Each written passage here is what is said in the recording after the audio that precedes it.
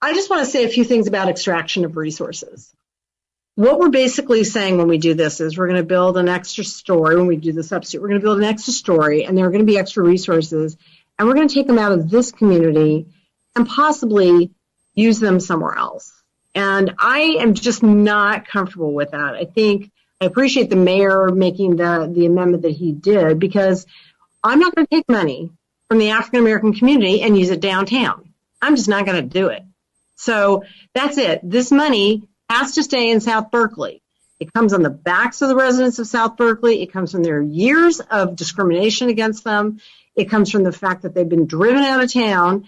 And to take that money and use it anywhere else is just, to me, unacceptable. I don't even know what to say about it. So this piece about requiring that the money be put aside specifically for Ashby Bart is incredibly important to me.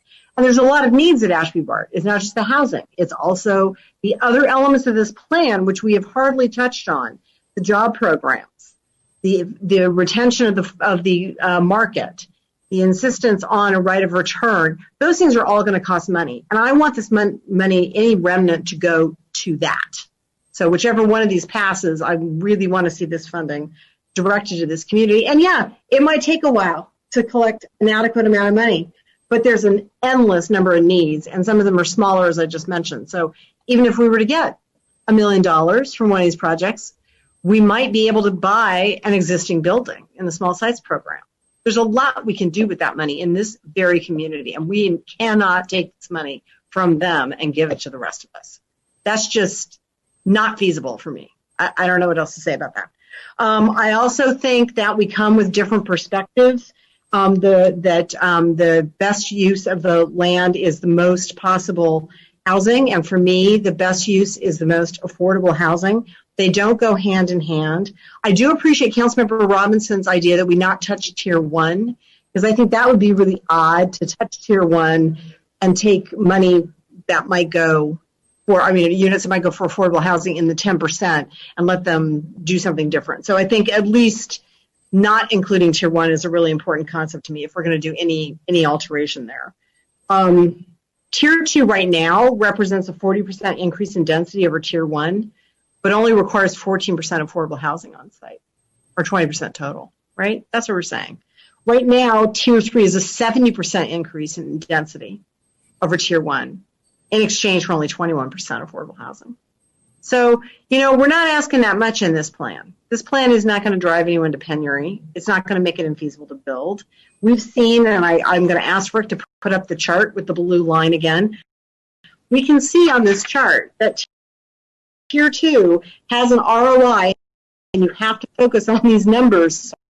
ROE is technical.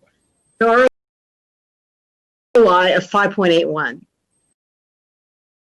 Letting that go with an extra floor, but only getting 14% on site, as opposed to the full 20% on site, to me is sort of unacceptable, because this number is pretty high. What I heard Rick say is the problem gets down into this Tier 4 area, and we should probably not have Tier 4 necessarily go to 25%, because when you're going to get a lot of affordable housing out of it staying down here maybe like at 21%, and that's where the rate of return starts to dip, is at Tier 4. As I've understood that correctly, Rick, it's there that you're worried about the marginal rate of return. You are not worried about the rate of return on Tier 2. And yet we are saying we're going to add a floor to Tier 2 and not require this housing to be put in place there. I just don't think that's okay. Also, I think some other different perspectives that we have is that the building of more market rate housing at BART, this has not come up so much in this discussion because it'll be at the CAG, will result in more money available for affordable housing. That's not exactly true. I've heard many people say things like, well, if we do more market rate, we'll get a bigger discount from BART. No, we get the exact same discount from BART based on the land value. That's how this discount works. The more affordable housing you build, the more of a discount you get on the 20% that represents the land value. They don't, if you build 1,000 units at BART, give you more of a discount. They only give you more of a discount if you build a higher percentage of affordable housing. And as I said before, that's an offer it's just too good to pass up. We're never going to have a piece of property like this ever again. It's this big, perhaps North Berkeley BART, but I don't even think it's as large. Also, I think I will just say one thing about the sort of the environmental issues. Dense transit-oriented development is really important to reducing emissions, but it only has a beneficial effect on emissions if the people who are driving far distances can afford to live there. And those tend to be lower income people. And we have a drive till you qualify system of real estate. You buy in Vacaville. I know some of your parents have had to move out of Berkeley to live in Vacaville, Vallejo. You do that because that's where you can afford to live, and you drive from there. We need to build housing at these sites for lower income people so they're not forced to drive. And as I've said many, many times, it's very easy for me to say, well, I'll get up, a little later and I'll walk to work because I have that flexibility. Many lower income people do not have that flexibility. They must be at work on time or they will be fired. And those people need to live in transit. And that's who we should be building it for at this BART station. And also just want to say there's been also some commentary, not tonight, that a concentration of low-income housing at the BART station will create a ghetto. I've heard this word many times from people. And I just have to say that the Adeline corridor plan speaks to the strength of this area. This is an area rich in culture, rich in resources, near transit. And our school system does not funnel kids into segregated schools.